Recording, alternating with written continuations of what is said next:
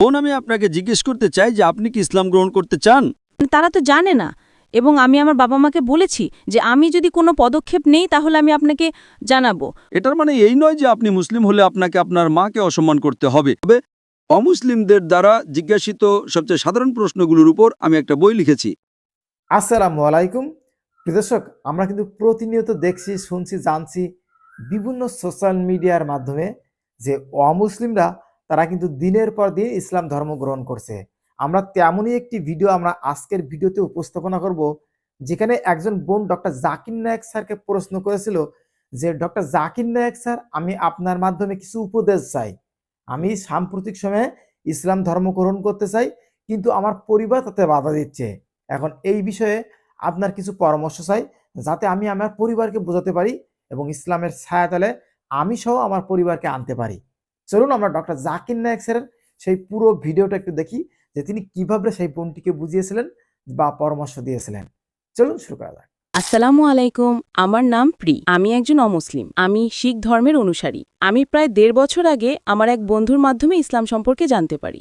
আমরা একই বিশ্ববিদ্যালয়ের পড়াশোনা করছি এবং সেই আমাকে ইসলামের সাথে পরিচয় করিয়ে দেয়। সে আমাকে পড়ার জন্য কিছু বইও দিয়েছিল, কারণ সে যেভাবে ইসলাম পালন করত তা আমি লক্ষ্য করতাম।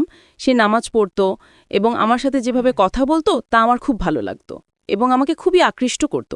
এরপর কিছুদিন পর আমি তাকে অনেক প্রশ্ন করতে থাকলাম। তাই সে আমাকে বলল, তুমি কুরআনের অনুবাদ পড়ছো না কেন? তখন সে আমাকে কুরআনের একটি ইংরেজি অনুবাদ দিয়েছিল পড়ার জন্য। তো আমি কুরআনের ইংরেজি অনুবাদ পড়ার পর আমি পুরোপুরি নিশ্চিত হলাম যে আল্লাহই একমাত্র সত্য সৃষ্টিকর্তা এবং নবী মুহাম্মদ সাল্লাল্লাহু আলাইহি সাল্লাম হলেন সর্বশেষ রাসূল।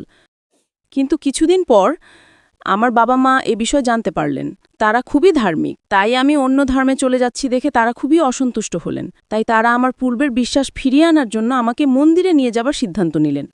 যদিও আমি তাতে খুব একটা খুশি ছিলাম না, কিন্তু আমি আপত্তি করতে পারিনি, কারণ আমি আপত্তি করলে তারা আমাকে বকাবকি করতেন, গলার স্বর উঁচু করতেন এবং আমি তাদের সাথে ঝগড়া করতে চাইনি। তাই আমি রাজি হয়েছিলাম, কিন্তু আমি সেটা মন থেকে করিনি। আমি শুধু তাদের খুশি করতে, সন্তুষ্ট করতে এবং তর্ক বা ওই জাতীয় কিছু এড়াতে তা করেছিলাম। তো এখন আমি আসলে আপনার কাছে একটু উপদেশ চাই। আমি এখন কি করব? আমি কিভাবে আমার বাবা মাকে বোঝাবো? আমি কিভাবে তাদের বলবো যে এই ধর্মটিই আমার জন্য সঠিক, এবং অন্তত আমি তো এটাই বিশ্বাস করি।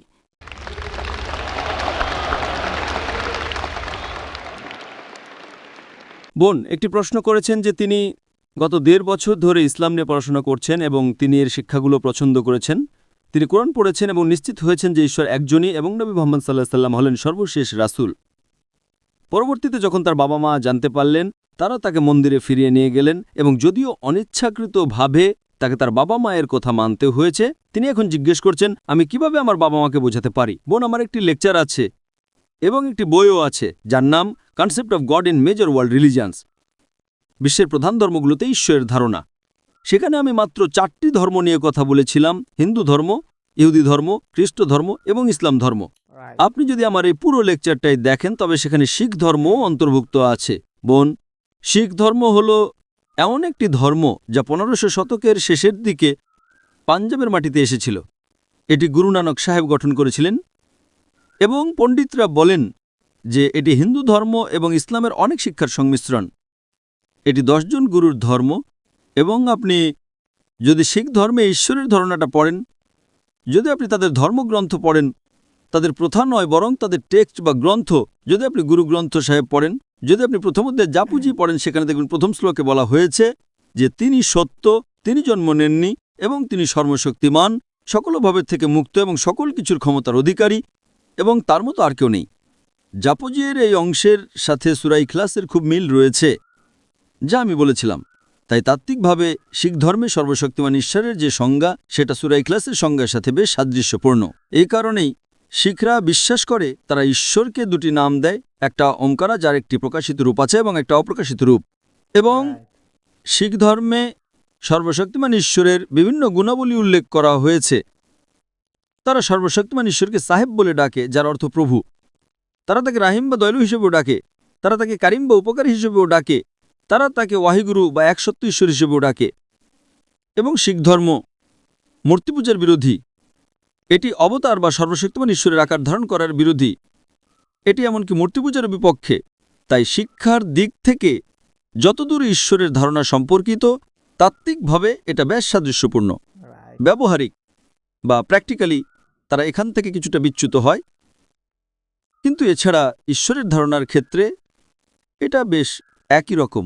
আপনার প্রতি আমার উপদেশ হবে, আপনি আপনার বাবা এবং মাকে কোরআনের একটি অনুবাদ দেন, তারা যে ভাষাটি সবচেয়ে ভালো বুঝেন, এবং তাদের পড়তে বলেন। তাদের বলেন যে আপনারা কি এমন কিছু দেখিয়ে দিতে পারেন যা মানবতা বিরোধী কথা বলে, বা এমন কিছু যার সাথে দ্বিমত করা যায়। তাই আপনাকে ধৈর্য ধরতে হবে এবং তাদের বলতে হবে, এবং আপনাকে একজন প্রকৃত মুসলিমের দায়িত্ব পালন করতে হবে। প্রথমে আমি জানতে চাইব যে আপনি বলেছেন যে কোরআন পড়েছেন, এবং আপনি এও বলেছেন যে আপনি এক ঈশ্বরে বিশ্বাস করেন, কিন্তু আপনি বলেননি যে ইসলাম গ্রহণ করেছেন কিনা। কিন্তু এক ঈশ্বরে বিশ্বাস করে, মূর্তি পূজা ভুল জেনে এবং নবী মুহাম্মদ সাল্লাল্লাহু আলাইহি সাল্লামকে বিশ্বাস করে আপনি ইসলামের গণ্ডির মধ্যে প্রবেশ করেছেন, কিন্তু আপনি আনুষ্ঠানিকভাবে গ্রহণ করেছেন কিনা সেটা জানি না।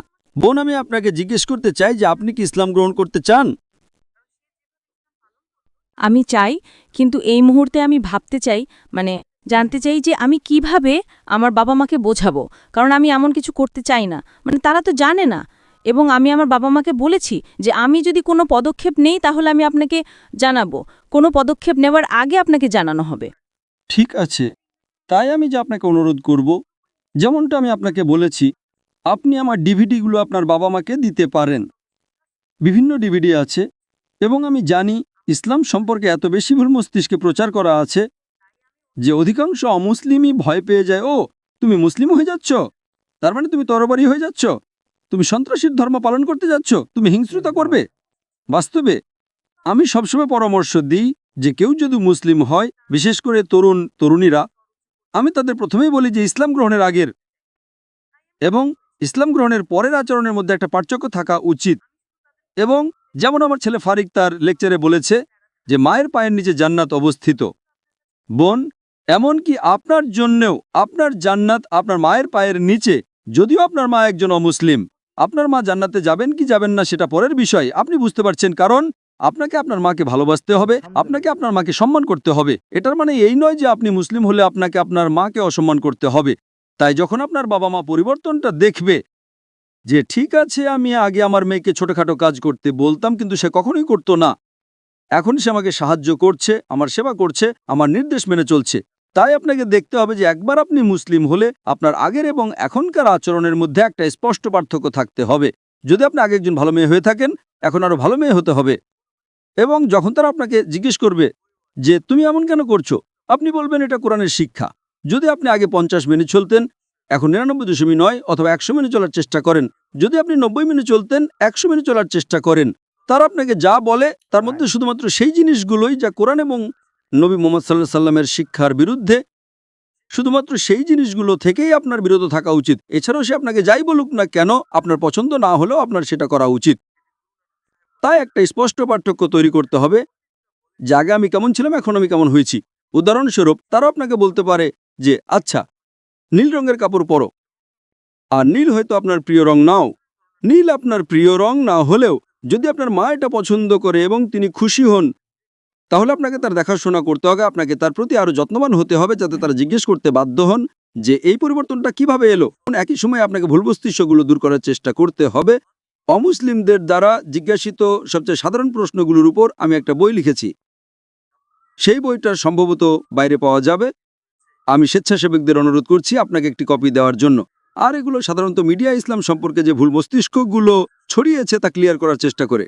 তাই যদিও আপনি আপনার মা এবং বাবাকে সেই বইটা পড়তে দেন, ম্যাক্সিমাম না হলেও কিছুটা হলেও বুঝতে পারবে, এবং তাদের পবিত্র কোরআনের অনুবাদটা পড়তে উৎসাহিত করবেন।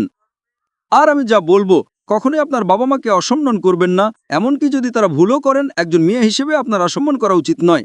যেমন কোরআনে বলা হয়েছে যে আপনি তাদের উদ্দেশ্যে উফ শব্দটাও বলতে পারেন না, কিন্তু একই সময়ে তারা আপনাকে শুধুমাত্র সেই কাজগুলোই করতে বলল যেটা আল্লাহ এবং তার রাসূলের বিরুদ্ধে। এই দুটো ক্ষেত্রেই আপনি দ্বিমত পোষণ করতে পারেন, কিন্তু সেটাও ভদ্রভাবে। অন্য সব কিছুতে আপনি তাদের বোঝাতে এবং তাদের সাথে ভালো ব্যবহার করতে, তাদের প্রতি দয়ালু হতে সাধ্য বাইরে চেষ্টা করবেন। একটা স্পষ্ট পার্থক্য থাকতে হবে, তখন ইনশাল্লাহ তারা খুশি হবেন। তো দেখেন, আমরা কিন্তু পুরো ভিডিওটা দেখলাম যে একজন অমুসলিমদের ভিতরে যখন ইসলামের ধারণাটাই থাকে না, তখন কিন্তু সে ইসলাম সম্পর্কে ভুল বোঝে বা ভুলভাবে কিন্তু ব্যাখ্যা করে। আলহামদুলিল্লাহ। আর যখন সে সত্যটা জানতে চায়, তখন কিন্তু দিনের মতো তার কাছে পরিষ্কার হয়ে যায় যে কোনটা সত্য এবং কোনটা মিথ্যা ধর্ম। আলহামদুলিল্লাহ। তো এই ছিল আজকের ভিডিও। দেখাবো অন্য কোনো ভালো একটি ভিডিওতে। আসসালামু আলাইকুম ওয়া রাহমাতুল্লাহি ওয়া বারাকাতুহু।